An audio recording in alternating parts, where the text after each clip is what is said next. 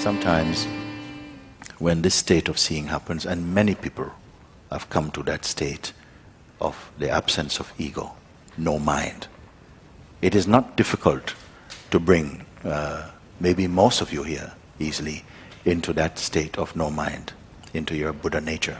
It's not difficult, but something doesn't stay because it is got so much commitments to the mind that it go out, something is pulled out, you see. But for some beings it is so clear. Once this state arises of pure clarity, and in some beings it has taken place, in a number of them, then the mind has a certain time frame to finish you off.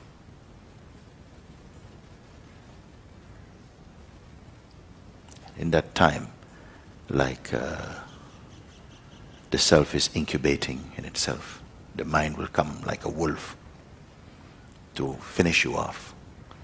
Then if it doesn't succeed in that time frame, you are free.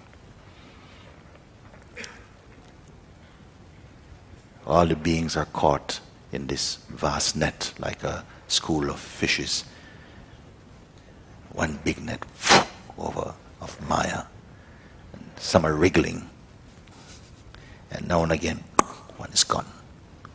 Get away. And as I said before, a moment of awakening is not necessarily total liberation. It happens and one comes to see, none of these things that appear, even my identity now, does not have that magnetism anymore. I can see clearly. Buddha himself said also, in that moment, he said, yes, that which has been causing me rebirth, now this has been caught and snapped. It cannot send me again. Cannot conquer my mind anymore. That seeing took place so profoundly, beyond an emotional seeing, beyond the special effects that we expect in the mind, a rooted, grounded, sober seeing, a clarity that is profound, you see. In the same way also, it says that Jesus, after his baptism, something took place, a shift internally. And then what happened? He went alone, with no disciples, into the wilderness. What it mean? You can have many different ways of seeing this. And when his wisdom was tested, you have to be tested. It cannot just be something you feel nice about. You cannot just have a cappuccino awakening. You can talk so eloquently about it. It has to be swallowed and digested and assimilated. Then what you know becomes what you are, no different. So usually when this happens, tremendous forces seems to come to try and divert your attention. Also there are some forces, we call them the energies, we call vasana or samskaras, meaning some latent tendencies, some root tendencies, which are really been moving alongside you in our human expression. A deep fear of rejection, fear of annihilation, fear of losing identity, all of these. Fear of just being alone, even. They begin to come. The mind will use this force. It comes up. And when these forces come, they are very powerful. But they're only powerful because of identity. They are full of identity. They're full of the pus of identity.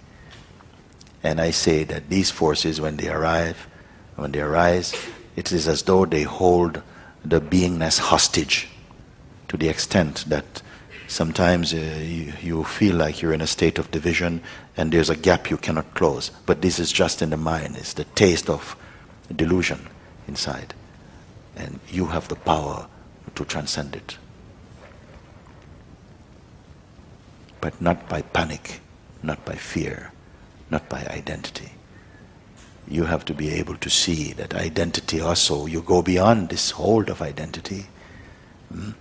You stand your ground, and then this fever will pass. The fever of the mind will pass.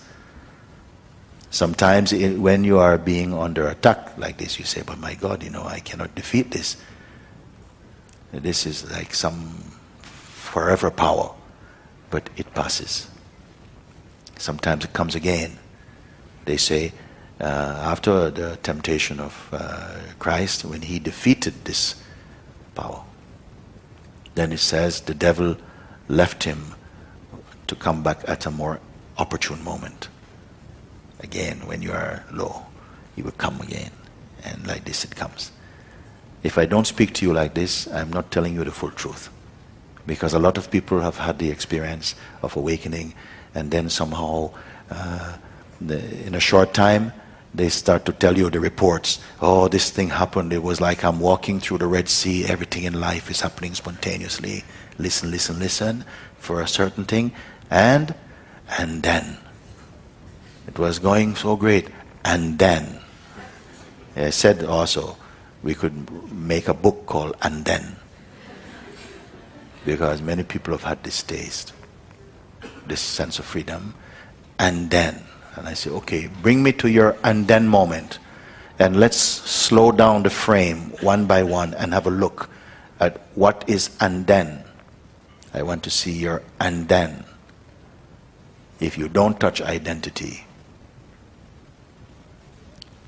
see if you can find and then, what it means and then. Then the mind came back as though that is sufficient to eclipse your intuitive knowing. So you're asking this question, just to go over it. Did anyone attain enlightenment? Your devotees, from all these people that follow your pointing. I don't know if they follow. Sometimes you half follow. You half follow, and then when it gets hot, then you try another practice. Some people, they give up. They say, no, I'm going to go back to Vipassana. Or I'm going to go and sit in a cave, because they have not completed the looking. I want someone who's completed the looking. If it was not possible, I don't come sit in front of you. Waste of time. Some people report tremendous change has happened in my life. Tremendous change has happened. So much healing has taken place. So much of this. I say, it's good. It has to happen. That has to happen. But what I'm pointing to yet, are you clear on this yet? Of course, beautiful things happen. Miracles happen. People speak, miracles happen. They want to write me miracles. I read miracles. Okay. But have you seen what I'm speaking? Not miracles. Miracles happen. What is the greatest miracle? It's for you to realize, I am not what I have been thinking I have been for so long. We have an idea that there is a transcending the mind and then waking up. But sometimes there is waking up and then transcending the mind. I think today, if there's something significant also to add to your contemplation, it's this thing, that upon seeing, when seeing really is revealing that unicity is being seen, then it is like there's a time frame, a season where the mind must try.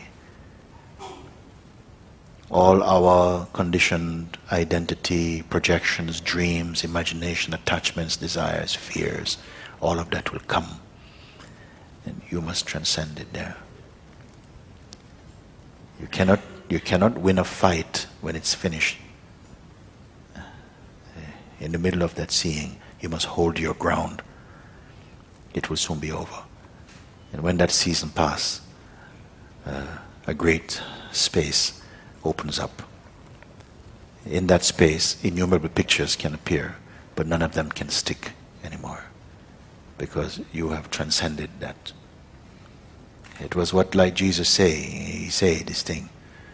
He was talking to some of his friends, his disciples. He says, trust in God, trust also in me, he says, because I have overcome the world. Not overpowered it, I've overcome. And this man, I don't think that he traveled to Mexico. I don't think he went to the Caribbean or to the United States. I don't think he was in China. Still he could say, I overcome the world. What world is he talking about? Probably never left Palestine, I don't know. Who could say this thing? I overcome the world. Maharaj, Nisargadatta Maharaj, also he says, I am the principle that witnessed the dissolution of the entire universe, yet I remain untouched by that. He hardly left Bombay. What are they speaking about? From what source are they speaking to say such universal things?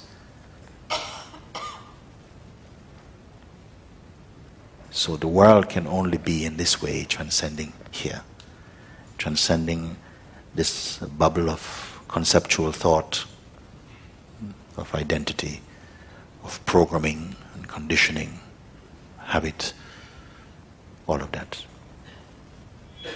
Overcome the pull, the magnetism of that energy, to transcend that. What a great game. Or to be a servant of those energies. Thank you.